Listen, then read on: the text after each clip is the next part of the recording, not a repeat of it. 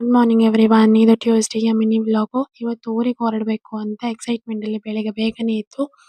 ರಾತ್ರಿ ನೆನೆಸಿಟ್ಟಿದ್ದ ಜೀರಾ ಮತ್ತೆ ಸಾಂಬಾರ್ ಹಾಕಿರೋ ವಾಟರ್ನ ಕುಡ್ದೆ. ಹಾಗೆ ಹಸ್ಬೆಂಡ್ ನೈಟ್ ಡ್ಯೂಟಿ ಮುಗಿಸ್ಕೊಂಡು ಬಂದ್ರು ಅಂತ ಡೋರ್ ಓಪನ್ ಮಾಡಿದೆ.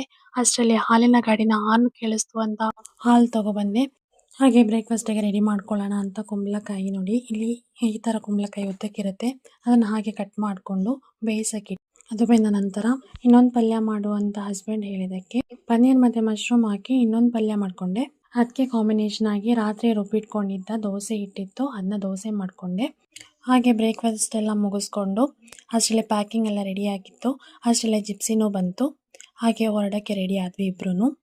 ಹಾಗೆ ಡೋರೆಲ್ಲ ಲಾಕ್ ಮಾಡಿಕೊಂಡು ರೈಲ್ವೆ ಸ್ಟೇಷನ್ ಕಡೆಗೆ ಜಿಪ್ಸಿಲಿ ಹೊರಟ್ವಿ. ಇದು ನಮ್ಮದು ಆರ್ಮಿ ಕ್ಯಾಂಟ್ದು ಎಂಟ್ರೆನ್ಸ್ ಆಗಿರುತ್ತೆ. ಹಾಗೆ ರೈಲ್ವೆ ಸ್ಟೇಷನ್ ತಲುಪಿ 1 ಗಂಟೆ ಆದ ನಂತರ ಫೈನಲಿ ಟ್ರೈನ್ ಬಂತು. ಹಾಗೆ ನಾವಿಬ್ಬರು ಅಲ್ಲಿಂದ ಹೊರಟ್ವಿ. Thank you.